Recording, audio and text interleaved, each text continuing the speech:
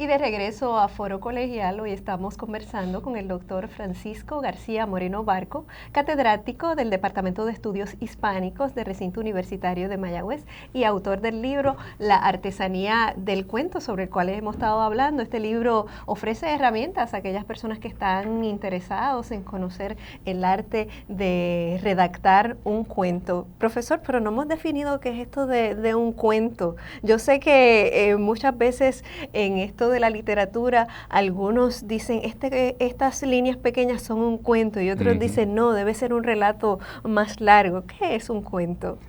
Bueno, hacer una definición de un cuento es algo difícil. A mí me gusta una definición que dice que es un escenario breve con un mundo ficticio verosímil. Y esa verosimilitud me parece que es una parte muy importante del cuento. O sea, el cuento, aunque sea un mundo ficticio, fantástico, debe parecer de verdad, debe parecer real. Y ahí es donde entran las técnicas para hacer que ese mundo de imaginación parezca real y que el lector se crea la historia, aunque esté en un mundo ficticio, ¿no? Pero que una vez que entre en el cuento, esté dentro de él como si fuese algo real. A mí me gustan mucho los cuentos en los que las imágenes a los que me lleva el escritor me hacen parecer como que estoy en el lugar específico donde se está llevando a cabo esa historia. Y entonces la persona que lee el cuento lo hace suyo y a la vez lo transforma. ¿Eso es lo que pretende el escritor cuando escribe? Sí, por lo menos esa es una de las fórmulas, ¿no? Entre el narrar y el mostrar. O sea, narrar o decir es cuando tú le cuentas algo a alguien, pero el tener esa capacidad de mostrar esas realidades, que el lector se pueda meter dentro de ese mundo y viva esas sensaciones, eso realmente es el arte de la escritura, ¿no? Yo siempre le digo a los estudiantes que piensen en términos cinematográficos. ¿Cómo se muestra una historia para que se pueda sentir, para que se pueda vivir? No para que me la cuente el narrador, sino para que el lector la sienta, ¿no? Y entonces en ese mostrar es que hacen falta esas técnicas y poner el vocabulario de la forma correcta para llevar las sensaciones al que lee. Sí, sí. El arte y la narrativa es un elemento lúdico, es un juego.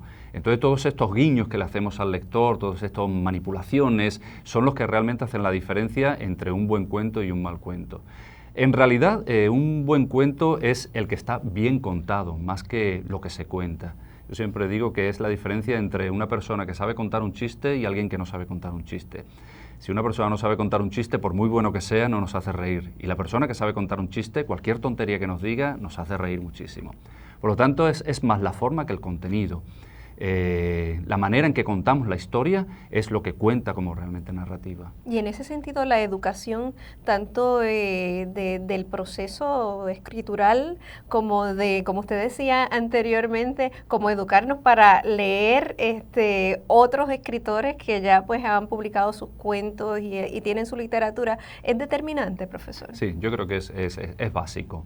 O sea, ese aprendizaje que se basa no solamente en leer, sino sobre todo también hacer una lectura crítica, ¿no? O sea, una vez que leemos un cuento y nos gusta, es volver a leer el cuento con una mirada diferente, de intentar buscar qué es lo que ha hecho el narrador para engañarme, ¿no? Cómo ha logrado meterme, en qué momento ha logrado engañarme y me ha metido en el mundo. Y qué técnica ha utilizado y entonces utilizar esas técnicas, practicarlas, hacerlas nuestras y a partir de ahí crear nuestro estilo propio. Hay un elemento que tenemos hoy en día que no tenían los escritores clásicos y es la internet, que le da a estos nuevos escritores la capacidad de autopublicarse sin tener pues que mediar, como en este caso, un libro y una editorial. ¿Qué le parece este tipo de dinámica nueva propia de nuestra época de la informática? Bueno, yo creo que es muy positiva. El poder salir en Internet y publicar es una manera también de crearnos un aliciente. Ya no solamente estamos pendientes de que una revista o un editor nos acepte y nos quiera publicar, sino que nosotros lo podemos simplemente mandar a la línea, ¿no? Al Internet.